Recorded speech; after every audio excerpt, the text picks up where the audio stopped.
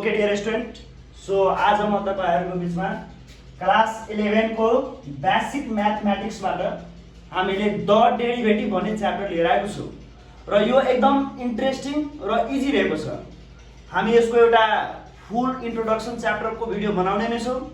तत्कालीन हामीले के गर्छौं, पहिला यसलाई सोल्भ कसरी गर्ने त्यो प्रोसेसमा हामी जाऊ। हेर्नुस्, find the derivative of the following. दिएको क्वेशनहरुको डेरिभेटिभ हामीलाई निकाल्न परेको छ। अब यहाँ ए नम्बरमा छ x टु द पावर 5। त आज हामीले सिक्छौं अलजेब्रिक फंक्सनको डेरिभेटिभ कसरी निकाल्छौं। x टु द पावर 5 को डेरिभेटिभ यदि हामीलाई निकाल्नु छ त हामीले बुझ्नु पर्छ कि हामीसँग कुनै एउटा फंक्सन छ, मान्नुस् f of x। f of x भनेको कुनै एउटा फंक्सन छ। अब यो फंक्सन अलजेब्रिक फंक्सन यदि छ या कुनै पनि फंक्सन छ र यसको पावरमा n छ र यसको डेरिभेटिभ यदि हामी निकाल्छौं त d by d f of x। हेर्नुस्, त derivative of f of x to the power n by d f of x भन्नाले के हुन्छ। हेर्नुस्, हियर सबभन्दा पहिला हामी लेख्छौं दिएको को let y is equal to x to the power 5। Okay, so सबभन्दा पहिला हामी यो दिएको फंक्सनलाई लेट गर्छौं y is equal to x to the power 5। यो फंक्सनलाई हामी y मान्यो। अब यहाँबाट के गर्छौं, डिफरेन्टिएटिङ on both side दुईटै साइड हामी डिफरेन्ट गर्छौं with respect to x। यो भएर छ dy by dx is equal to dx to the power 5 by dx। dy by dx भन्नाले हुन्छ derivative of y with respect to x। y को derivative, y को change के को रिस्पेक्टमा, x को रिस्पेक्टमा। अब यहाँबाट हामी के गर्छौं, हेर्नुस्, dx to the power 5 by d to the power 5 को डेरिभेटिभ निकालिएको छ x को रिस्पेक्टमा र हामीसँग यहाँ एउटा पावर रुलको फर्मुला छ x to the power n dx to the power n by dx is equal to n into x to the power n minus 1। यो भयो हाम्रो फर्मुला। हेर्नुस्, x भनेको x हो, यो n भनेको यो 5 भयो र x भनेको यो x छ। यहाँबाट हामी के गर्छौं, n भनेको पावर, यहाँ हामी लेख्छौं 5 मल्टिप्लाई यहाँ x छ भने x पावरमा n minus 1 त पावर 5 छ त 5 minus 1 5x to the power 4 भयो हाम्रो आन्सर।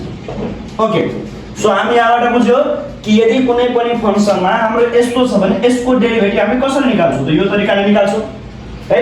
त्यसै अब नेक्स्ट क्वेशन लिएर एउटा आउँछ छ बी नम्बरको।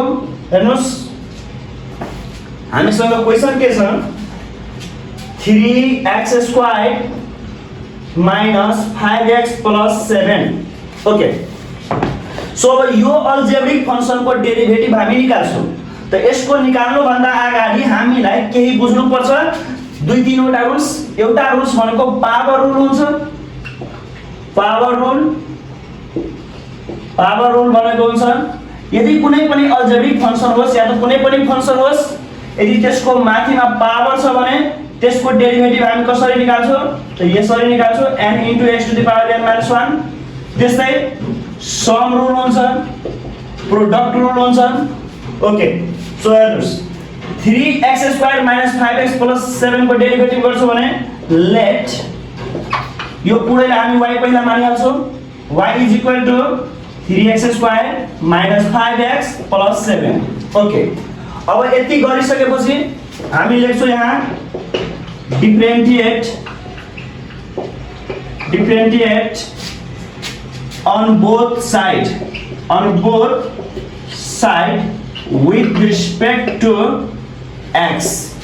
यो गिवन फंक्सनलाई दुईटै साइड हामी डिफरेन्टिएट गर्छौं। डिफरेन्टिएट भन्नाले दुईटै साइड हामी यसको डेरिभेटिभको फर्ममा लेख्छौं। त डेरिभेटिभको फर्ममा लेख्नुको मतलब हो यहाँ y छ, हामी यहाँ लेख्छौं dy by dx। y को डिफरेन्टिएट भनेको d भयो, यो x को रिस्पेक्टमा यसलाई गरिरहेछु किनभने यहाँ लेखेको छु म x को रिस्पेक्टमा गिवन फंक्सनलाई डेरिभेटिभ गरिरहेछु। ओके, त्यस्तै यो पनि सबैलाई पहिला हामी लेख्छौं d by dx ओके र यो given function 3x² - 5x + 7 okay so अब हामी के गर्छौं यहाँबाट हेर्नुस् टर्म सेपरेट जुन हामीले क्लास 9 10 मा पढेको थियो कि अल्जेब्रिक टर्मलाई हामी सेपरेट गर्छौं सेम त्यसरी नै यहाँबाट हामी गर्छौं d 3x² / dx यसलाई मैले योसँग सेपरेट गरिदियो फेरि यहाँ माइनस छ भने minus d 5x / dx plus छ भने प्लस यहाँ d 7 / dx ओके सो यति हामी गर्यो अब यहाँ हामी के गर्छौं हेर्नुस् 3 भनेको हाम्रो कन्स्ट्यान्ट नम्बर हो आ कन्स्ट्यान्ट नम्बर हुन्छ भने यो बाहिर आइहाल्छ त यो 3 आइहाल्यो मल्टिप्लाइमा अब रह्यो हाम्रो derivative of x² with respect to x पहिला कन्स्ट्यान्ट नम्बरलाई हामी बाहिर निकाल्दियौ माइनस यहाँ पनि 5 भनेको कन्स्ट्यान्ट नम्बर हो त 5 बाहिर आइहाल्छ त d यहाँ x छ भने x / dx प्लस यहाँ कन्स्ट्यान्ट नम्बर छ र कन्स्ट्यान्ट नम्बरको डेरिभेटिभ भनेको 0 हुन्छ कन्स्ट्यान्ट नम्बरको डेरिभेटिभ भनेको 0 हुन्छ यो कन्स्ट्यान्ट नम्बरको कोएफिसिएन्टमा थियो त्यही भएर यो बाहिर आयो मल्टिप्लाइमा यदि मात्र हामीसँग सिंगल कुनै नम्बर छ त त्यो हामी कन्स्ट्यान्टको रूपमा लेख्छौं र त्यसको डेरिभेटिभ भनेको 0 हुन्छ यहाँ हेर्नुस् 3 यहाँ हेर्नुस् 5 यो 3 भनेको त नम्बरै हो तर यहाँ के छ यो 3 भनेको x² को कोएफिसिएन्ट हो त्यस्तै 5 भनेको x को कोएफिसिएन्ट हो यदि कोएफिसिएन्टमा हुन्छ त हामी अगाडि ल्याउँछौं यदि कन्स्ट्यान्ट नम्बर मात्र छ त त्यसको डेरिभेटिभ 0 हुन्छ अब हेर्नुस् यो 3 जस्ताको त्यस्तै मल्टिप्लाई dx² / dx को डेरिभेटिभ मतलब dx⁴n / dx dx⁴n/dx यो रुल्समा राख्छौं पावरलाई पहिला हामी लेख्छौं यहाँ n त n भनेको हामी कति छ 2 त 3 × 2 इन्टु त इन्टु यहाँ x भन्नाले यो x भयो टु द पावर n - 1 त 2 - 1 त 2 - 1 माइनस 5 मल्टिप्लाई यहाँ हेर्नुस् dx / dx को डेरिभेटिभ 1 हुन्छ किनभने यसको पावर केही छैन भने 1 हुन्छ